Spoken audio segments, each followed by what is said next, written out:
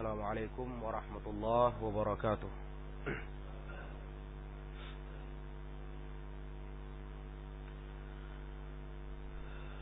Innal hamdalillah nahmaduhu wa nasta'inuhu wa nastaghfiruh wa na'udzu billahi min shururi anfusina wa min sayyiati a'malina. من يهده الله فلا مضل له ومن يضلل فلا هادي له أشهد أن لا إله إلا الله وحده لا شريك له وأشهد أن محمدا عبده ورسوله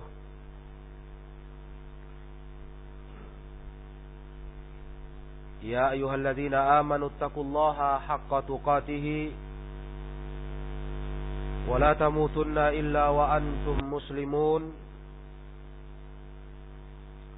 يا أيها الناس اتقوا ربكم الذي خلقكم من نفس واحدة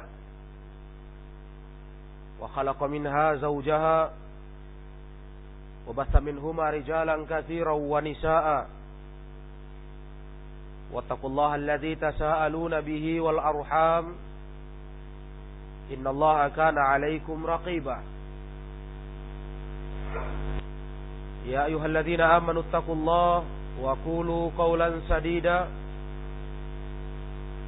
يصلح لكم أعمالكم ويغفر لكم ذنوبكم ومن يطع الله ورسوله فقد فاز فوزا عظيما. أما بعد فإن أصدق الحديث كتاب الله وخير الهدي هدي محمد صلى الله عليه وسلم وشر الأمور محدثاتها فإن كل محدثة بدعة وكل بدعة ضلالة وكل ضلالة في النار.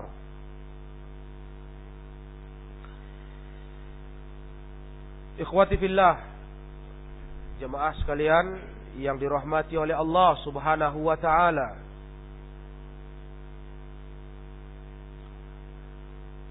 Melanjuti pembahasan dari tafsir surah Al-Baqarah. Malam hari ini kita akan membaca ayat 224.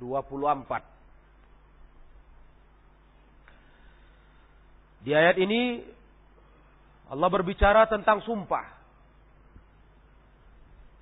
Ayat ini satu paket tafsirnya dengan ayat 225.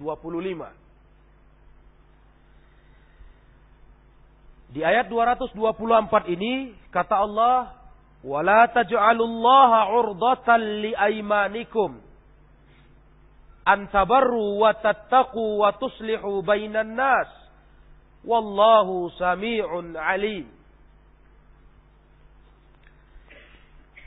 Dan janganlah, kata Allah, janganlah kalian menjadikan sumpah kalian dengan nama Allah menjadi penghalang. Urdah. Menjadi penghalang bagi kalian antabarru wa tattaqu. Untuk kalian berbuat baik, untuk kalian berbuat takwa. Wa tuslihu bainan nas. Untuk kalian mengadakan perbaikan di antara hubungan manusia. Wallahu sami'un alim. Allah itu maha mendengar lagi maha mengetahui.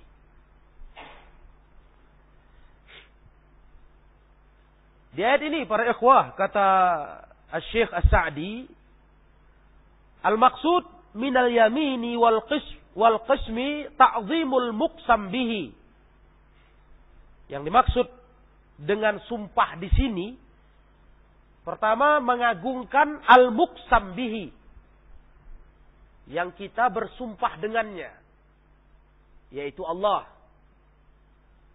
Kalau orang sudah bersumpah atas nama Allah, dalam hadis-hadis sahih diajarkan oleh Rasulullah, kita harus percaya cakapnya. Karena kita menghormati al-muqsam bihi, wal muqsam alaih, wa ta'qid al-muqsam alaih. Dan juga untuk menguatkan yang kita bersumpah atasnya. Yakni isi berita sumpah itu apa. Jadi di Islam, para jamaah yang mulia, kalau orang menyebutkan dengan nama Allah, demi Allah, itu di Islam dijunjung tinggi itu ceritanya. Itu dihormati. Karena kita memandang nama Allah yang dia sebut, dan kita menghargai berita yang dia ceritakan dengan sumpahnya atas nama Allah. Itu yang dimaksud oleh ayat ini. Wa kana Allah Ta'ala qad amara bihifdzil aiman. Dan Allah Ta'ala menyuruh kita kalau bersumpah itu dijaga. Sumpah itu dijaga artinya ditepati. Jadi enggak boleh bermudah-mudah para ikhwah bersumpah. Itu enggak boleh. Karena kalau sudah bersumpah dengan menyebut nama Allah, itu sudah harus diperhatikan, sudah harus ditunaikan. Itu hukum asal dari sumpah. Wajib itu. Karena kalau tidak dipenuhi ikhwah, orang yang bersumpah dengan niat sengaja, itu harus bayar kafarat. Nanti kita akan baca ayat yang berbicara tentang itu. Begitulah ikhwani fiddin azakumullah. Wa kana muqtada dzalika hifdzuha fi kulli syai'. Dan kandungan dari itu semua berarti kita jaga sumpah itu dalam segala hal yang kita sudah bersumpah dengannya atas nama Allah.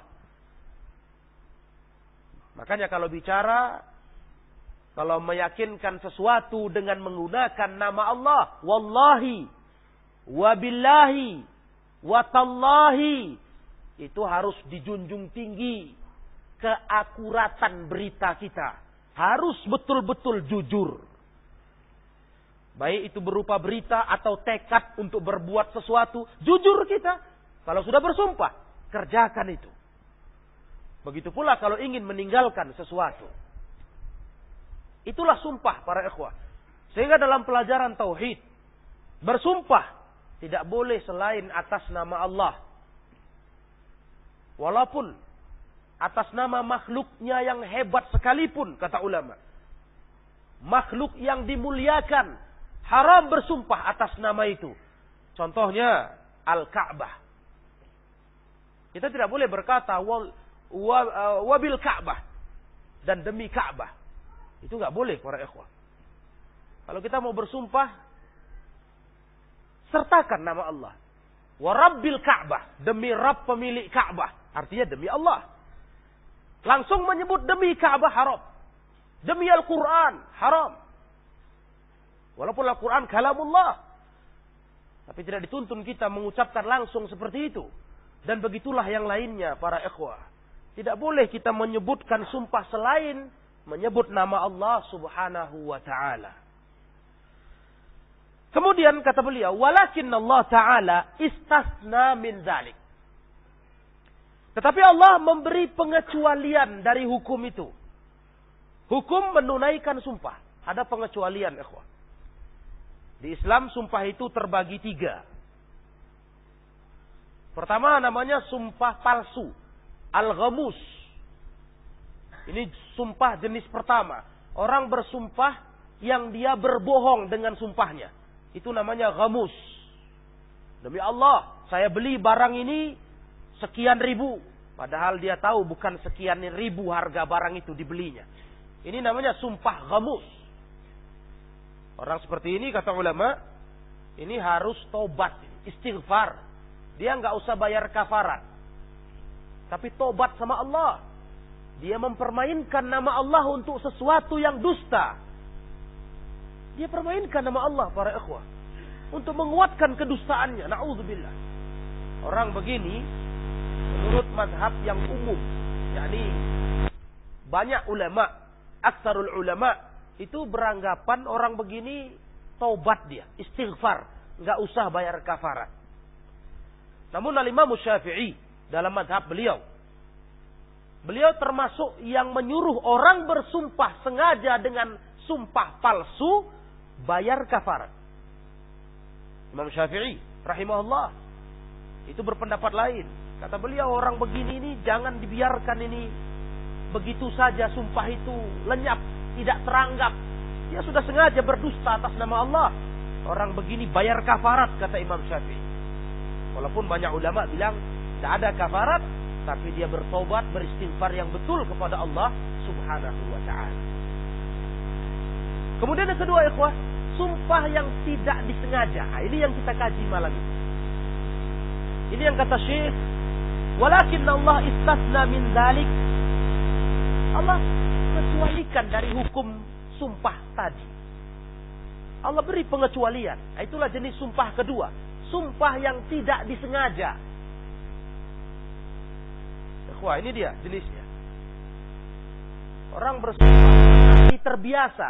Setiap bicara keluar kalimat wallahi. La wallahi. Bala wallahi.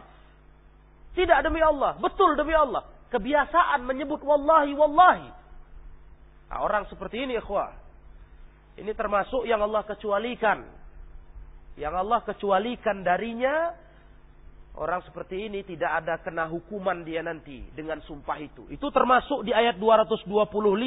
Allah bahasakan itu al-laghwu fi aimanikum. Itu sumpah main-main namanya. Sumpah yang tidak serius. Nah, itu yang Allah kecualikan di jenis kedua dari jenis sumpah. Kalau yang seperti itu, Allah sebutkan nanti itu masuk kategori al-laghwu, yang main-main, tidak serius dalam bersumpah. Allah tidak tuntut apapun dari sumpah seperti itu. Barulah kemudian jenis ketiga. Ini pun juga termasuk yang Allah kecualikan dengan catatan, ikhwani fiddin, yaitu jenis orang bersumpah dengan sengaja. Tidak menyengaja, tidak dengan arti berdusta. Kalau pertama berdusta, memang dia bohong. Menguatkan kebohongannya biar orang percaya, dia pakai wallahi. Harga barang ini sekian modalnya. Tapi jenis ketiga, ikhwah, dia bersumpah dengan sejujur-jujurnya.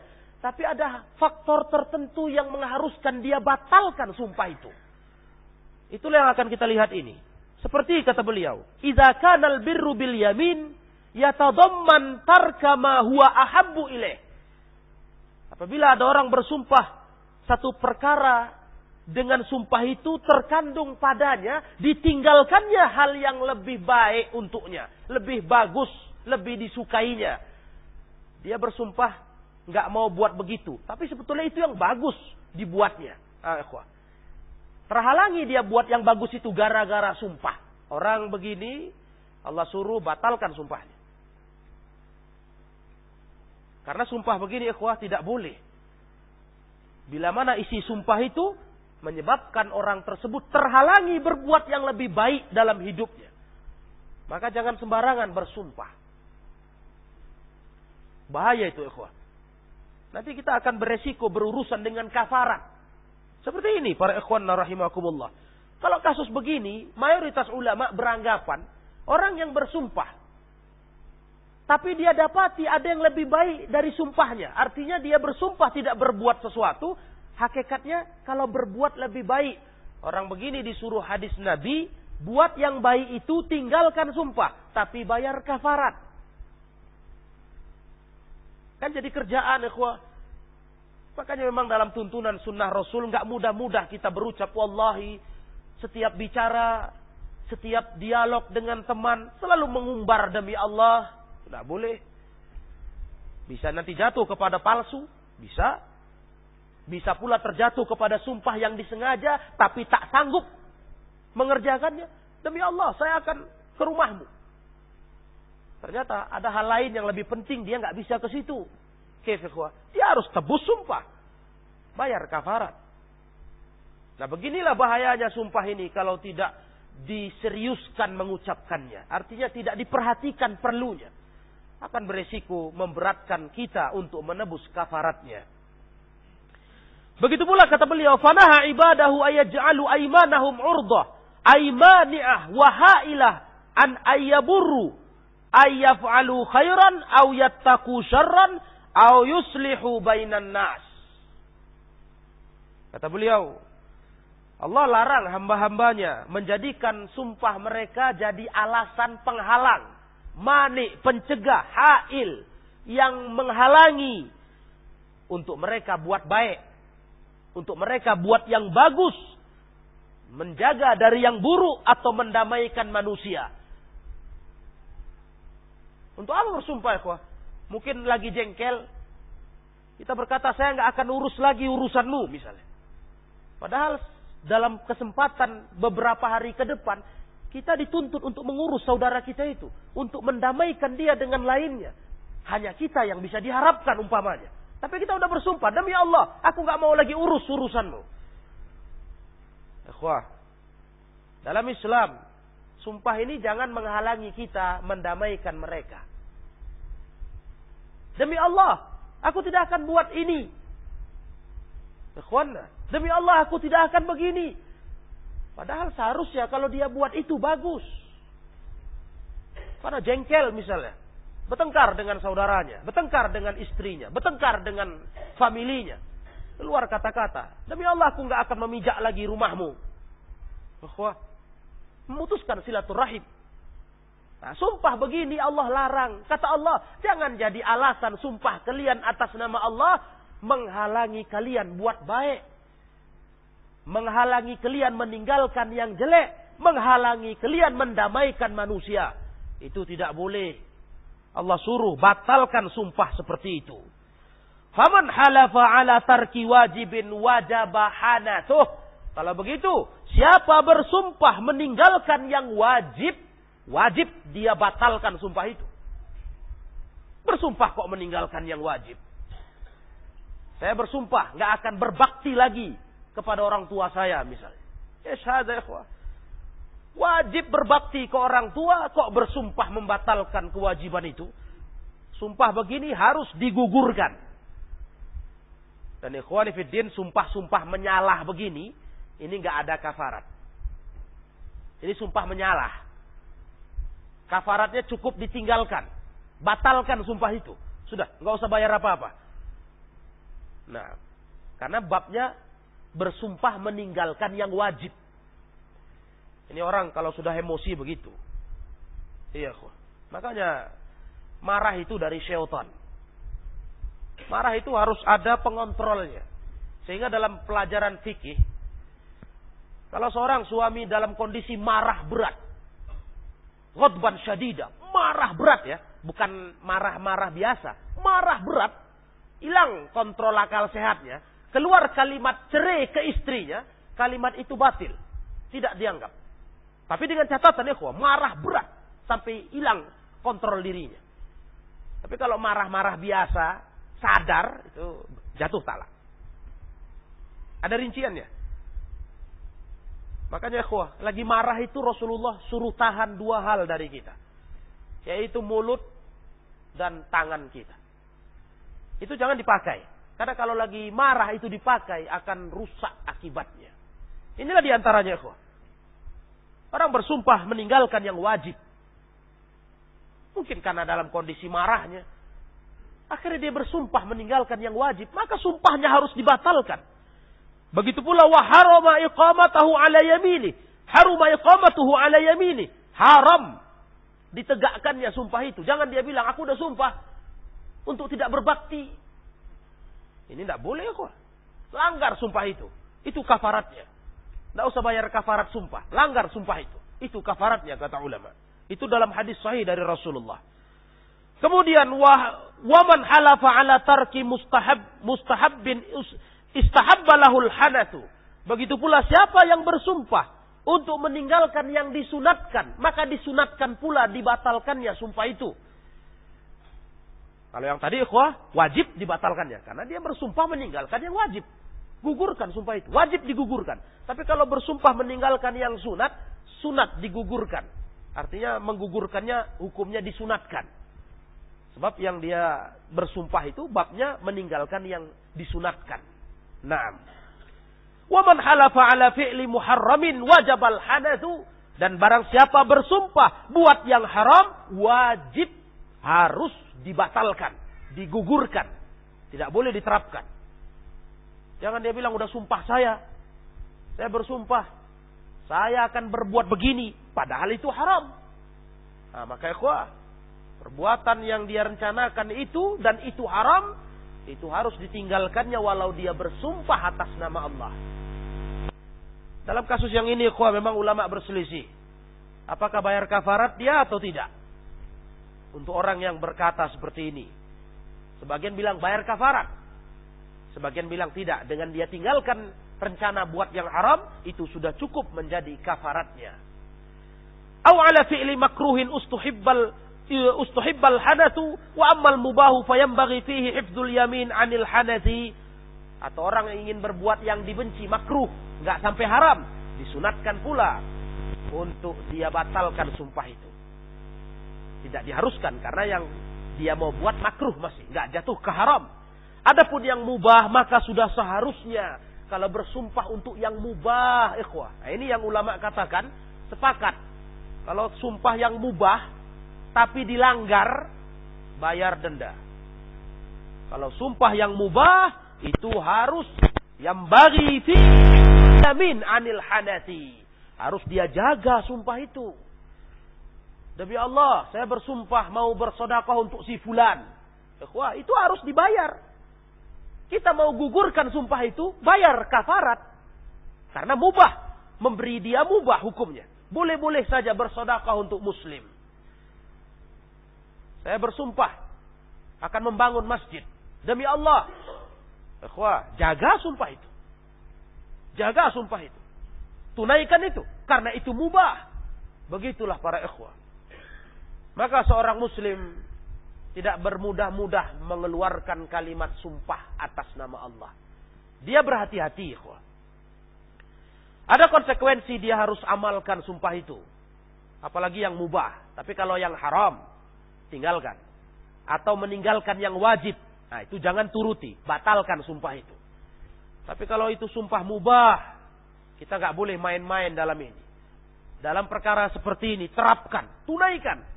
Sumpah itu adalah perkara yang tinggi nilainya di depan Allah Subhanahu wa ta'ala. Wa yustadallu bihadhil ayah 'ala al-qa'idatil masyhurah. Diambil dalil dari ayat ini, ada satu kaidah terkenal. Annahu idza tazahamatil masalih quddima ahammuha. Ini kaidah terkenal dari kaidah fiqhiyah. Kalau tazahamat, berdesakan kemaslahatan di satu perkara, artinya mau dikerjakan semua nggak mungkin, berdesakan. Mana mau didulukan? Kaidah mengatakan apa? Quddima ahammuha. Kita dulukan yang paling terpentingnya. Sumpah atas nama Allah itu harus didulukan, ikhwah. Hukum asalnya itu maslahat. Mengerjakan yang wajib pun harus didulukan. Sama kan? Mana mau lebih didulukan? Kita udah sumpah. Sumpah untuk enggak mengerjakan yang wajib. Sedangkan mengerjakan yang wajib itu harus. Kalau berdesakan perkara kemaslahatan dalam satu urusan, dulukan yang terpenting. Apa yang terpenting? Mengerjakan yang wajib. Sumpah diabaikan. Kita bersumpah untuk mengerjakan yang haram. Bersumpah, demi Allah saya akan minum khamr. Demi Allah saya akan begini. Saya akan begini. Perkara-perkara haram. Bagaimana kaidahnya? Mengerjakan, ikhwan, sumpah atas nama Allah itu maslahat. Tetapi ikhwah, mengerjakan perbuatan yang haram itu kerusakan. Meninggalkannya lah yang betul, yang maslahat. Maka dahulukan yang ini, meninggalkan yang haram yang kita tadi bertekad melakukannya, abaikan sumpah dengan nama Allah Subhanahu wa ta'ala. Untuk menebus kesalahan sumpah-sumpah seperti itu adalah beristighfar, bertobat kepada Allah. Sebab itu sumpah yang gak betul. Bersumpah, saya tidak akan berangkat haji, demi Allah. Saya tidak akan umrah, demi Allah. Bersumpah untuk meninggalkan yang wajib. Kafaratnya, tebusannya, gugurkan sumpah itu. Minta ampun sama Allah Subhanahu wa ta'ala. Fauna tatmimul yamini maslahah. Kata beliau di sini, menyempurnakan sumpah, artinya menjalankan sumpah itu kan maslahat. Wamtithalu awamirillah fi hadhil asya' maslahah akbar min dzalik. Mengerjakan perintah-perintah Allah di perkara-perkara tadi itu lebih besar. Orang bersumpah meninggalkan yang wajib, lebih besarlah yang wajib itu dikerjakannya dari mengerjakan sumpah meninggalkan yang wajib. Maka maslahat itu berdesakan. Sumpah harus dikerjakan, yang wajib pun harus dikerjakan. Sedangkan isi sumpah mau meninggalkan yang wajib, dahulukan mengerjakan yang wajib. Sumpah diabaikan. Dari sini pula para ikhwah, kita pahami kalau begitu. Contoh di kasus yang sudah kita pelajari dalam bab wasiat. Dalam bab wasiat.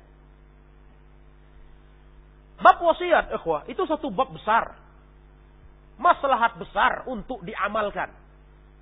Karena wasiat itu disebut-sebut Allah dalam Al-Quran. Tetapi bila mana wasiat mayit menentangi hukum Allah, mana mau didulukan? Dahulukan hukum Allah. Maslahat mengerjakan hukum Allah itu jelas. Maslahat mengerjakan wasiat mayit di bawahnya. Maka wasiat mayit yang dalam wasiat itu menentang hukum Allah, abaikan. Jangankan wasiat mayit, ikhwah. Sumpah atas nama Allah pun diabaikan. Kalau isinya menentang yang benar. Apalagi cuma wasiat. Ini wasiat mayit. Mayit berwasiat begini-begini. Yang kita tahu dalam hukum Islam itu bertentangan dengan hukum Allah. Ya, jangan kita tertipu dengan kata-kata ini wasiat harus dikerjakan. Abaikan. Sebab ada kemaslahatan yang bertemu di situ. Mengerjakan wasiat, hukum dasarnya maslahat. Diperintah Allah di situ dalam Al-Quran. Kemudian ikhwah, mengerjakan perintah Allah pun maslahat. Meninggalkan larangan Allah maslahat. Berbenturan, kita kalahkan wasiat. Maslahat wasiat singkirkan. Dulukan maslahat. Hukum Allah dikerjakan, larangan Allah ditinggalkan. Itu kaidah. Jadi kita dalam berfikir di hidup ini terbimbing dengan agama. Tidak kita dulukan perasaan. Tidak kita rasa-rasa kayaknya kita kerjakan sajalah sumpah. Karena udah terlanjur sumpah. Nggak bisa. Kalau itu menentang hukum Allah, sumpah abaikan. Tapi kalau itu mubah, sumpah itu harus diterapkan. Kalau dilanggar ikhwah, harus menebusnya dengan kafarat. Begitulah para jemaah rahimakumullah. Satu riwayat yang bisa jadi pelajaran untuk kita. Kisah Abu Bakar As-Siddiq radhiyallahu taala anhu. Abu Bakar As-Siddiq radhiyallahu taala anhu pernah bersumpah tidak akan mau lagi memberi bantuan ekonomi kepada Mistah Ibnu Usasah. Kau tahu siapa orang ini? Mistah Ibnu Usasah itu anak bibinya Abu Bakar As-Siddiq. Berarti sepupu. Kenapa Abu Bakar As-Siddiq bersumpah nggak mau bantu dia lagi? Padahal ekonominya susah. Abu Bakar yang bantu. Karena Mistah Ibnu Usasah terlibat kasus fitnah atas Aisyah istri Rasulullah sallallahu alaihi wasallam wa radhiyallahu taala anha ketika Aisyah difitnah berzina. Coba bayangkan ya, perasaan Abu Bakar As-Siddiq sepupu, berarti kan Aisyah kemenaannya. Tuturnya kan begitu. Ditambah Abu Bakar yang menghidupinya, coba. Tahu-tahu dia terlibat. Ikut-ikutan sama orang-orang yang menuduh Aisyah berzina. Maka bersumpah Abu Bakar As-Siddiq dengan nama Allah, aku nggak akan mau lagi berhubungan sama Mistah, kata beliau. Kasus ini ikhwah langsung dapat respon dari Allah. Turun ayat. Itulah surat An-Nur ayat 22. Allah berfirman, wala ya'tali ulul fadli minkum was-sa'ati ayyutu ulil qurba wal masakin wal muhajirina fi sabilillah wal ya'fu wal yasfahu ala tuhibbuna ay yaghfirallahu lakum. Jangan sampai kata Allah, Orang-orang yang banyak keutamaan di kalangan kalian, banyak kelapangan rezeki, bersumpah untuk nggak mau lagi mendatangi orang-orang yang susah dari sanak kerabatnya, yang miskin, dan para muhajirin di jalan Allah. Hendaklah wal ya'fu wal yasfahu, maafkan, kata Allah. Lapang dada sudah, dia udah tobat. Apa nggak mau kalian diampunkan dosa kalian, kata Allah. Dosa kalian hai orang-orang mampu, maafkan dia sudah. Mendengar ayat itu langsung Abu Bakar As-Siddiq berkata, sekarang demi Allah aku akan besok datang lagi menyambung silaturahim sama Mistah. Subhanallah. Spontan Abu Bakar As-Siddiq membatalkan sumpahnya, karena sumpahnya nggak betul, mutus tali silaturahim. Allah tegur, jangan begitu, kata Allah. Wal ya'fu wal yasfahu, maafkanlah, kata Allah. Lapang dada sudah selesai masalahnya, karena ayat turun membebaskan Ummul Mukminin Aisyah dari tuduhan zina. Selesai sudah. Abu Bakar maklum kalau beliau marah, ikhwah bisa bawakan ke diri sendiri. Kayak mana nggak mau marah? Ini keluarga, ini bukan orang lain. Dibantu ekonominya sama beliau. Tahu-tahu ikut-ikutan nuduh kemenakan sendiri berzina. Istri Nabi. Tapi karena Allah menegurnya, Abu Bakar tunduk. Halas. Sudah. Besok aku langsung ke rumahnya lagi sudah. Aku langsung sambung lagi silaturahim sama dia. Masya Allah. Seperti itulah ikhwah. Contohnya. Dan Abu Bakar nggak harus nebus kafarat. Tidak. Mungkin umum di antara kita sebelum mendengarkan bahasan ayat ini berpikir, setiap sumpah yang dilanggar bayar kafarat. Tidak begitu. Ada rinciannya. Sumpah mana yang bayar kafarat kalau tidak dilakukan, kalau dilanggar. Tidak semua jenis sumpah. Maka dengan bahasan ini kita dapatkan ilmu yang jelas bersikap dalam bab sumpah. Banyak faedah bisa kita petik, kata Syekh Utsaimin dari ayat ini dalam tafsir beliau. Banyak faedah bisa kita petik. Di antaranya, ikhwah, Allah Subhanahu wa taala itu tidak suka kita terhalangi buat baik. Buat yang takwa, yang bagus. Buat perdamaian, mendamaikan manusia. Allah enggak suka itu. Jadi kata Syekh, jangankan yang tidak ada sumpah. Artinya tidak diikat sumpah. Yang pakai sumpah saja jelek. Orang yang membatalkan buat baik gara-gara sumpah. Lah bagaimana ya ikhwah? Orang nggak mau buat baik dan juga tanpa bersumpah. Kan lebih parah. Dengan dalil, dengan alasan, saya udah niat, saya nggak mau lagi buat itu. Apalah cuma niat ikhwah. Hatta dia bersumpah dengan nama Allah, kalau itu menghalanginya buat yang wajib, langgar sumpah itu. Jangan ada pernah bilang, udah niat saya nggak mau lagi saya katanya, mau berhubungan sama si fulan. Saya sudah niat, saya akan buat ini, udah niat dari dulu, saya mau bangun kuburan orang tua saya. Jadi udah niat, udah terlanjur niat. Apalah cuma niat. Kalau dia bersumpah, demi Allah ku bangun kuburan orang tua saya, batalkan sumpah itu. Itu faedah penting, ikhwah. Apalagi tanpa sumpah. Tentu dengan mudah kita batalkan segala rencana buruk. Kita batalkan segala amalan baik yang kita mau tinggalkan. Batalkan. Artinya kerjakan malah. Yang baik-baik, tinggalkan yang buruk-buruk. Karena pakai sumpah saja pun singkirkan. Sumpah pun digugurkan. Apalagi tanpa sumpah. Kan sering kita dengar di masyarakat. Sudah niat katanya. Sudah niat saya harus buat begini. Sudah niat saya nggak mau lagi buat begitu. Nah, itu tidak ada kekuatan apapun itu. Sedangkan sumpah saja pun bisa dilanggar dalam bab yang seperti ini. Dan tidak ada kafarat atas pelanggaran sumpah tersebut. Maka Allah tutup ayat ini. Tsumma khatamal ayata bihadainil ismainil karimain. Ayat ini Allah tutup dengan menyebut dua nama Allah yang mulia. Yaitu Wallahu sami' aili jami'il aswat. Allah Maha mendengar semua suara. Allah dengar, ikhwah. Semua suara Allah dengar. Allah Maha mendengar. Kemudian alim bil maqasid wan niyat. Allah Maha tahu dengan segala tujuan hati. Tujuan hati dalam arti niatan hati. Allah tahu. Allah nggak bisa dibohongi. Yang nampak, yang tersembunyi, Allah tahu semuanya. Wa minhu sima'uhu li aqwalil halifin. Termasuk dari itu, Allah Maha mendengar semua ucapan orang. Allah tuh Maha dengar. Kita pernah sumpah apa didengar Allah Ta'ala. Wa ilmuhu bimaqasidihim hal hiya khair amsyar. Allah tahu tujuan mereka bersumpah baik atau jahat. Allah nggak bisa dibohongi.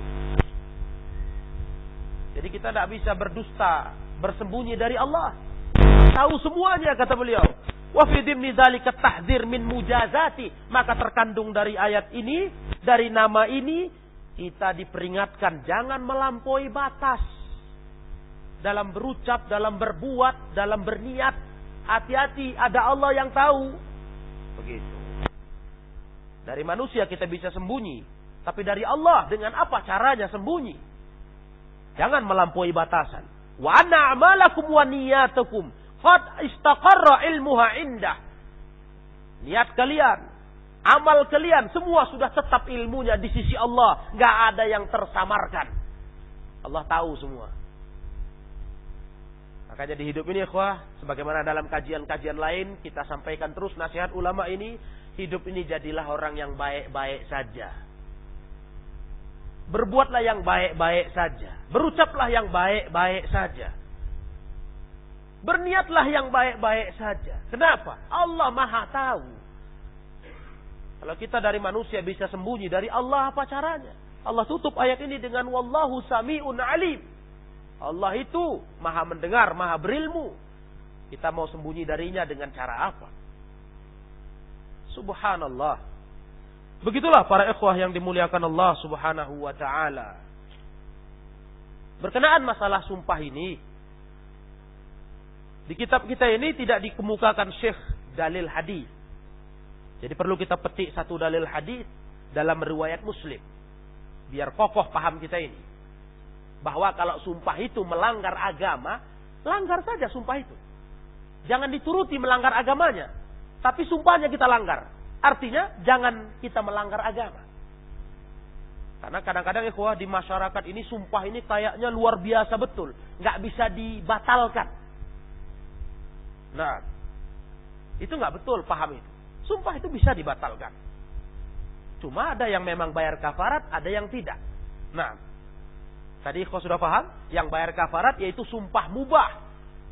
Sumpah yang boleh-boleh saja, terus kita langgar. Itu bayar kafarat. Tebus itu. Tapi kalau sumpah itu yang seperti ini modelnya, sumpah seperti ini, sumpah malah ingin meninggalkan yang wajib, sumpah mengerjakan yang haram, ikhwah. Atau lagi sumpah meninggalkan yang sunnah, yang disunatkan agama, yang disunahkan Rasulullah. Maka ikhwah, untuk seperti ini, jangan kita menganggap sumpah itu harus dikerjakan juga. Enggak, tinggalkan. Nah dalilnya lihat dari Muslim. Supaya kuat paham tafsir ayat ini. Karena kitab kita ini kan kitab tafsir yang diambil intisari dari kitab tafsir besar. Al-Karimur Rahman fi tafsir Kalamil Mannan. Ini diambil yang taisirnya. Yang mudah-mudahnya. Jadi enteng kita mengkajinya. Asal kitab ini adalah tafsir tebal. Tulisan Asy-Syaikh As-Sa'di. Iya. Ini diambil intisarinya. Makanya kadang tidak ada hadis. Itu nggak menunjukkan beliau bicara tanpa dalil. Tidak. Beliau bicara dengan dalil. Dan itu dimuat di kitab tafsir asli dari tafsir yang ditulis beliau tentang Quran ini. Nah hadis yang dimaksud di riwayat Muslim begini bunyinya. Rasul bersabda. Man halafa ala yaminin fara'a ghairaha khairan minha falyukaffir an yaminih wal yaf'alil ladzi huwa khair. Itu hadis Muslim.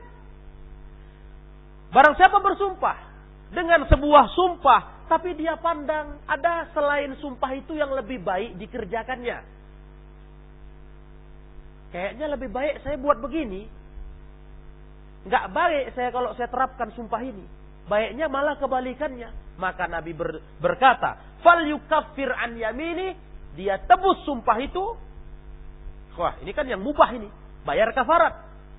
Yang mubah saja kata Syekh bayar kafarat ini disuruh kita boleh batalkannya, apalagi yang memang isi sumpahnya menyalah. Ini yang mubah.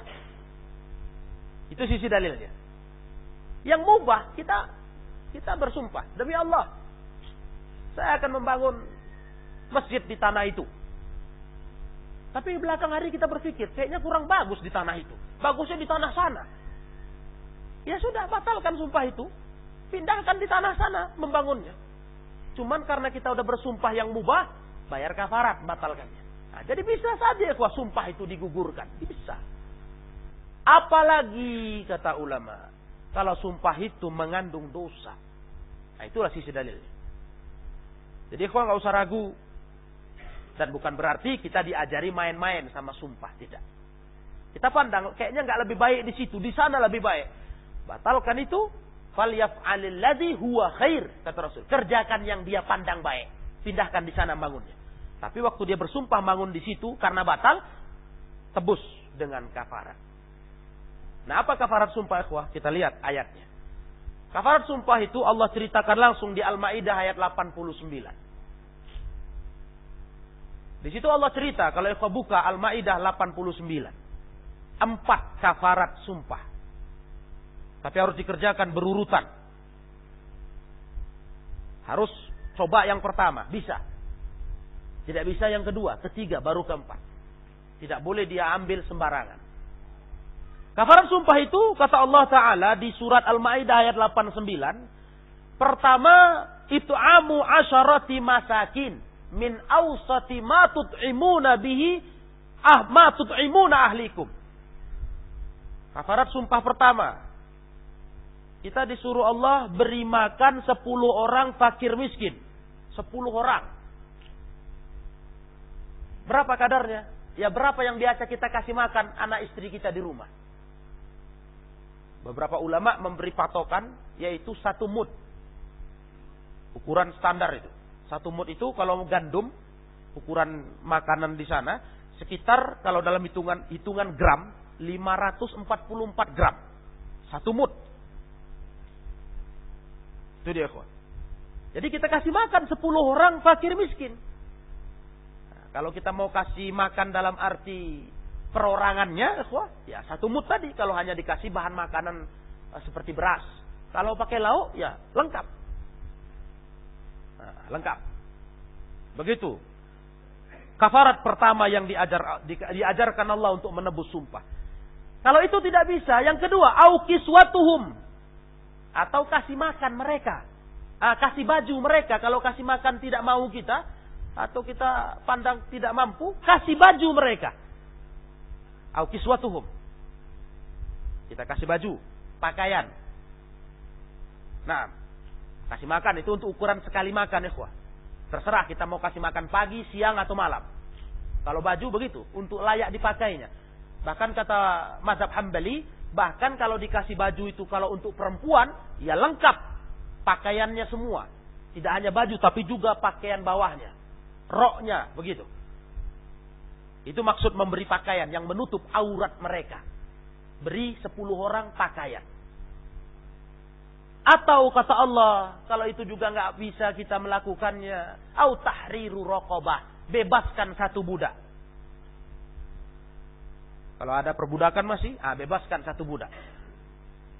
Nah, atau yang keempat kata Allah, au faman lam yajid fasiyamu 3 ayyam, zalika kaffaratu aymanikum idza halaftum. Nggak bisa juga, kuah. Baru yang ketiga, kita puasa 3 hari. Puasa 3 hari kita. 3 ayyam, puasa 3 hari. Itu udah nggak mampu, kan nggak ada modal kalau puasa. Kalau yang 3 itu pakai modal, nebus kafarat.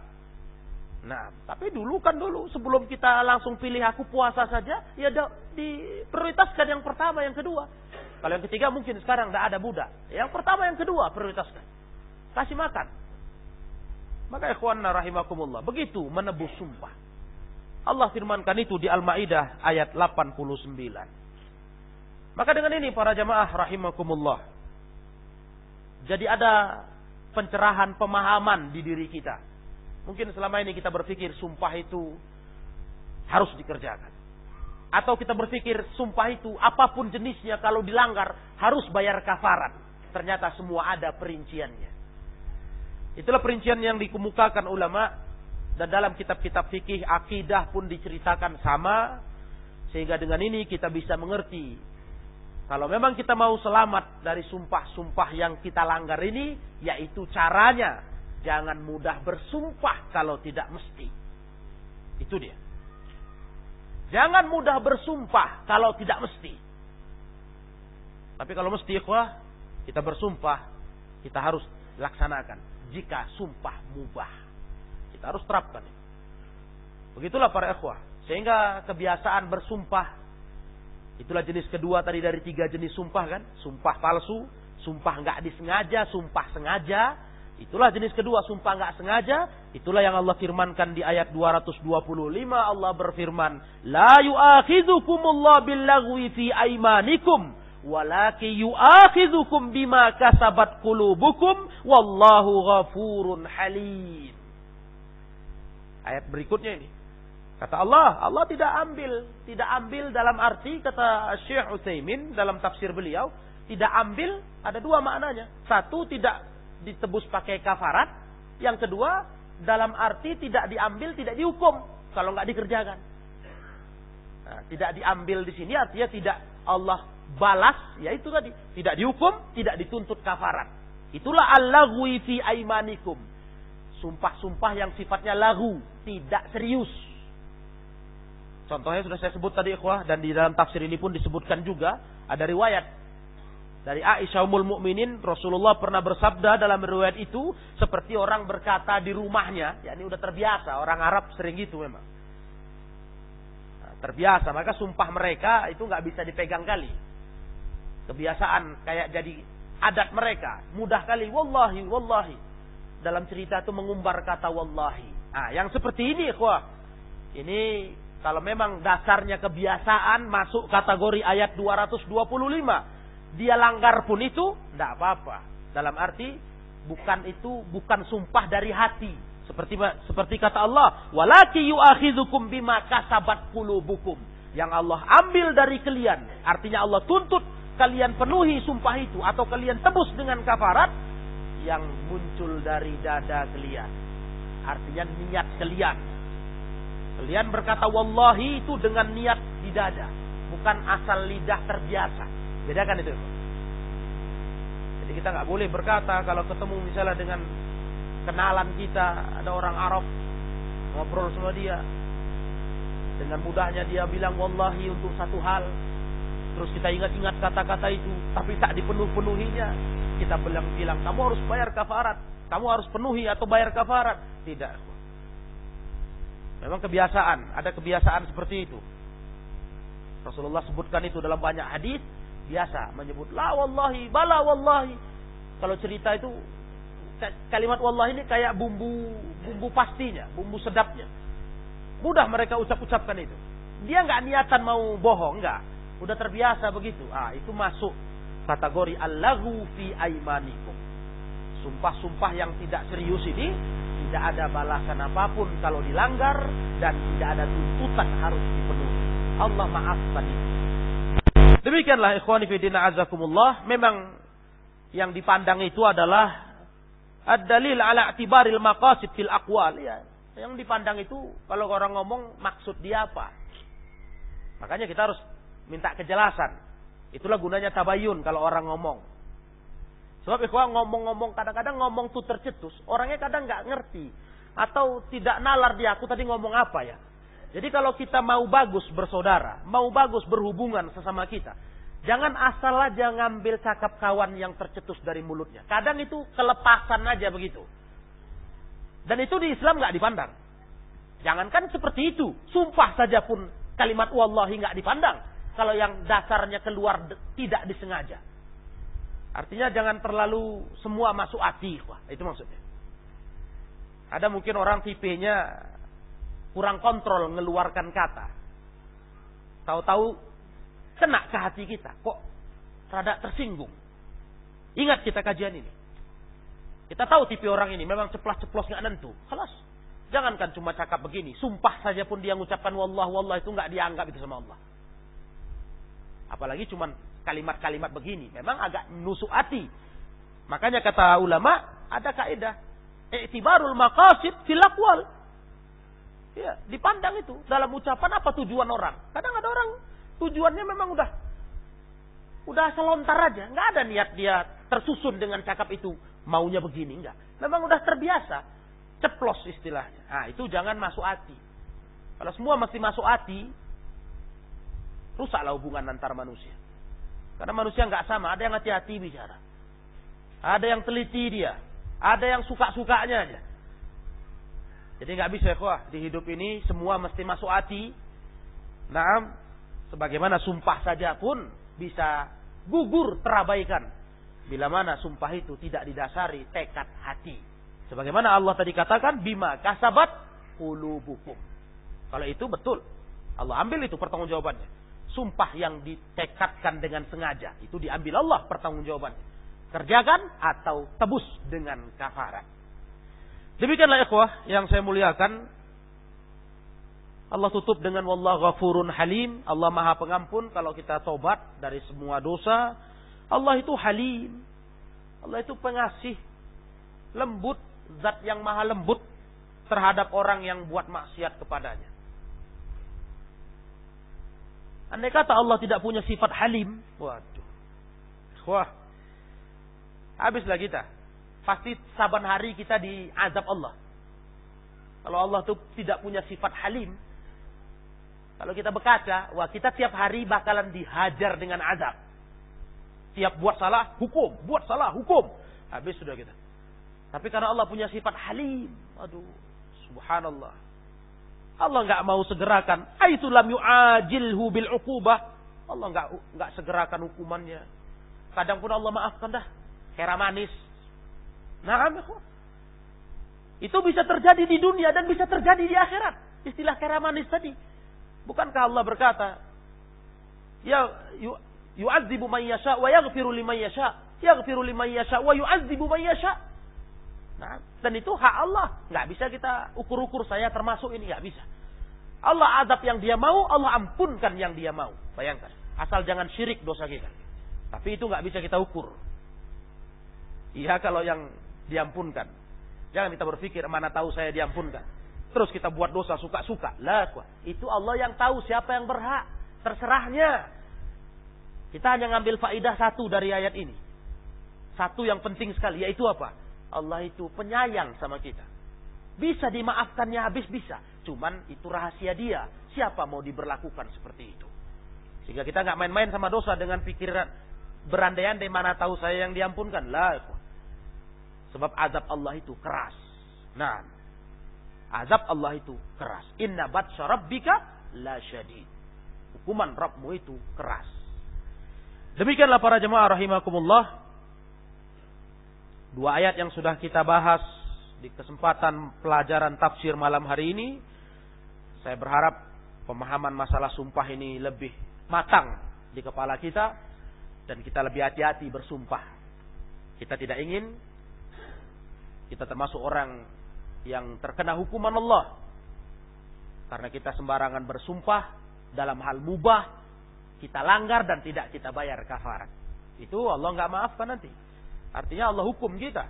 Kalau kita bayar kafarat, mudah-mudahan kafarat sumpah itu bisa menebus kesalahan sumpah kita sembarangan tadi. Nah, wallahu taala alam wa akhiru da'wana anil hamdulillahi rabbil alamin.